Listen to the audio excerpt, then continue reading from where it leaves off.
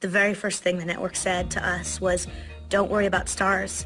You don't need stars. You don't need name casting. You don't need stunt casting. You find who you want to bring these characters to life, because you've got books and you've got a genre that people are already into. And so we've got our hook. The show is the hook. This is one of the best casts I've ever had. I mean, I have been super lucky in my career to have, you know, such good ensemble cast. You know, I struck gold with the Dawson's Creek cast, and I feel like this one is another example of striking gold. There's nothing really glamorous about the audition life. If you're an actor watching this, you know. So Grams tells me how I'm psychic because we're descendants of the Celtic druids. I know. It's crazy, right? I wasn't buying it either until I remembered my uncle. The whole auditioning process was pretty, it was long and difficult, and they really made us work for it. Oh man, it was definitely a big process. It's one of the most exciting / nerve-wracking things ever. That's the crazy thing about this job in the business. It could just like, everything just changes so quickly. The stakes are really high, because you realize if I screw this up, I'm not going to get this show. The whole casting process of Vampire Diaries has been interesting. Went in, you know, you hope for the best, you do the work outside the room. It's not something like, oh, I got discovered at a supermarket. I envy the actors that have it like that. No, I just auditioned like the hundreds of other people. I knew I'd find you here holding court. When I first heard that they were casting for Vampire Diaries, I knew it was based off a book, and I went and I bought it. I read the first 4 novels. I really wanted to get that source material. You know, I really wanted to make sure that I had as much sort of knowledge as I could possibly attain. I actually didn't know about the Vampire Diaries series. I don't know how. Everyone else seemed to know about it. I'm sorry, Jenna. About your sister? Casting the rest of our supporting characters, believe it or not, the ensemble was very, very, very easy. They had all the girls audition for Elena regardless, just to kind of categorize where they wanted to put each actress later on when they were breaking everything down. I think they did something similar with the boys as well. You okay? Were you following me? No, I mean, yeah, sort of, but I saw you fall. I actually originally went in for Damon, and I got done reading it, and Kevin was like, that was great, but why are you here for Damon? Zach came in and wasn't really right for Stefan, definitely wasn't right for Damon, and then we said he should be Tyler, because Tyler's a jerk. You know, he's a real badass. Get away. And to see Zach do that would be awesome. After some talks with Kevin, I told him that I really liked Matt, and because I haven't got to play that many nice guys. We looked at those pretty blue eyes and the way he smiles, and we said, okay, that can be Matt. Absolutely. Dick, what attacked you in the woods? My cousins told me that Matt in the books was a nice guy, but like very soft. And so I didn't really want to read the books and kind of have like a predetermined way of Matt. I wanted to maybe, you know, have Matt still be a really nice guy that's endearing and honest, but also at the same time have a strong backbone. Who knew you and me? Well, who knew you could be fun? Candace Akala came in and read for Caroline, and we went, oh, God, of course. Like, how could you make any other choice? You got all that in one day. Oh, I got all that between bells after 3rd period. Candace is such a wonderful find, and she's such a talented actress, and she just keeps showing us that she's capable of comedy, she's capable of drama. She has that ability to sort of make you laugh and cry in the same line of dialogue, and when an actress can do that, she's special. That's true. I'm shallow. I'm worse than shallow. I'm a kiddie pool. I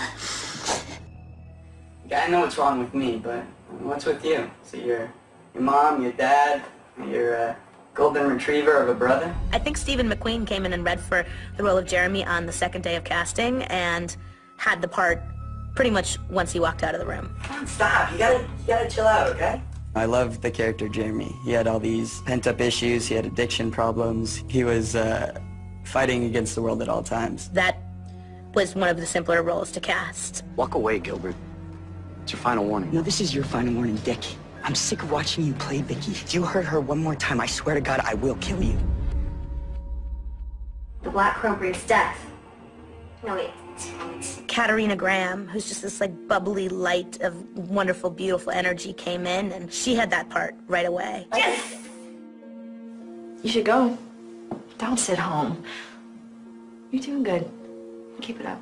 I sort of got right onto the tail end of the auditions for the Vampire Diaries. We thought that all the roles had been cast. Sarah Canning, who plays Aunt Jenna, read on tape in Vancouver, And we cast her off the tape because she was so good. 4 months ago, I didn't even know how to take care of a plant.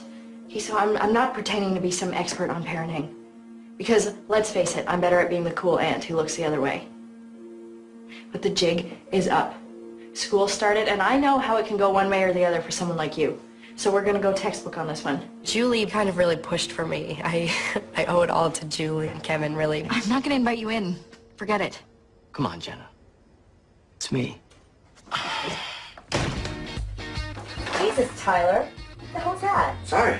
I went in a few times in the audition room, met with Kevin and Julie, and discussed certain roles and where they thought that I felt in better. Michael Trevino's a terrific actor. He's very skilled, he's very talented, he's very well trained, and he's capable of almost anything. Michael Trevino, when he came in and read for Tyler, he's just perfect. He embodies that arrogant, privileged bully really well. And it wasn't, given to me. I definitely had to fight for Tyler. Don't look so down. You can have it when I'm done. So we had this wonderful, easy time casting the rest of the show. And then there was Elena, Stefan, and Damon. We didn't want to necessarily cast the boys until we knew for sure we had the girl, and we couldn't completely cast the girl until we sort of knew we had the boys, and so it was one of those, which comes first? It was definitely a long process. Yeah, it's trying to be an understatement. Nina Dobrev was the first person who had her part of the threesome. Once we sort of zeroed in on her, it was done. It was done. She was Elena. When I first got the part and it was announced that I was playing Elena, so many people were outraged that I wasn't blonde, and they were saying, is she gonna dye her hair? Like, this can't be possible. L.J. Smith, the novelist of The Vampire Diaries, spends a lot of time talking about Elena's beautiful blonde hair, and everybody who knew the books first always saw Elena with blonde hair. Well, not exactly the case right here. And truthfully, when we set out to cast Elena, we were hoping we would find a beautiful blonde actress to become our Elena. I absolutely 100% understand why the fans were upset that Elena wasn't blonde. That being said, we have to build a television series that can run for many years, and it hinges around the actress who brings Elena to life. It was a sacrifice that had to be made, and we're not sorry. You need to chill yourself. Chill myself. Oh, okay, I get it. It's stoner talk.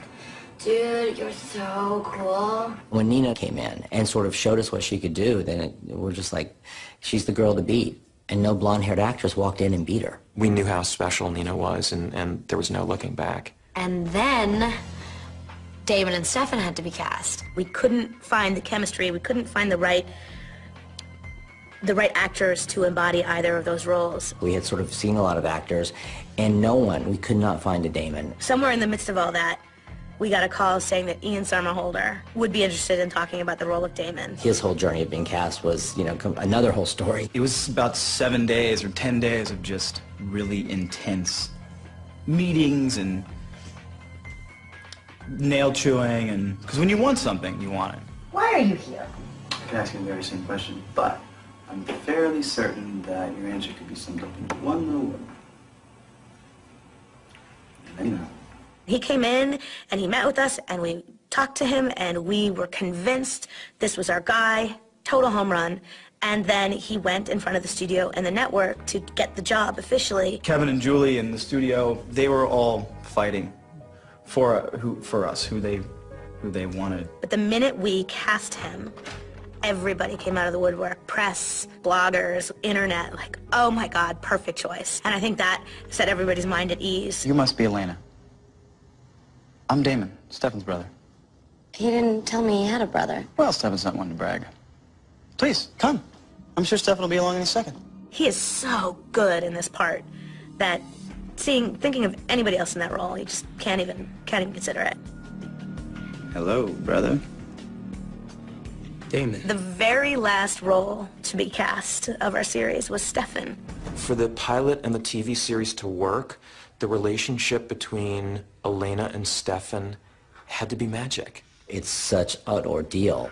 We had Nina read opposite probably 30, 40, 50, I don't even know, too many different guys. I'm sorry, were you going somewhere? Yeah, I was just heading to see some friends, but did you want to come? Sure. It was quite the process. We saw Paul Wesley probably, I think he came in 9 times. I just remember he had this sort of old soul, historic feeling about him. He's very brooding and you just know that he's lived. Originally, they asked me to read for Damon. And I gladly, went to read for Damon, but I always had this, like, in my mind, Stefan was a character that I wanted to play. Oh, hi. Sorry, I was about to knock. So then he came in and read for Stefan halfway through casting for Peter Roth at Warner Brothers, and Peter said, "That's your guy." Okay, like, is that our guy? And Kevin was like, "Oh, is that our guy?" I'm like, "He is our guy." We gotta shoot. It was about a week in that Paul Wesley did his first scene. It's the scene where Elena was running in the cemetery, and he's there out of nowhere. Were you following me? And the sun's just hitting him so perfectly, and his eyes are beautifully green, and he's just staring at her, and she's staring up at him. I'm Elena. I'm Stefan. I know. We have history together. It was phenomenal. It was phenomenal. Kevin and I both went, "He's our guy.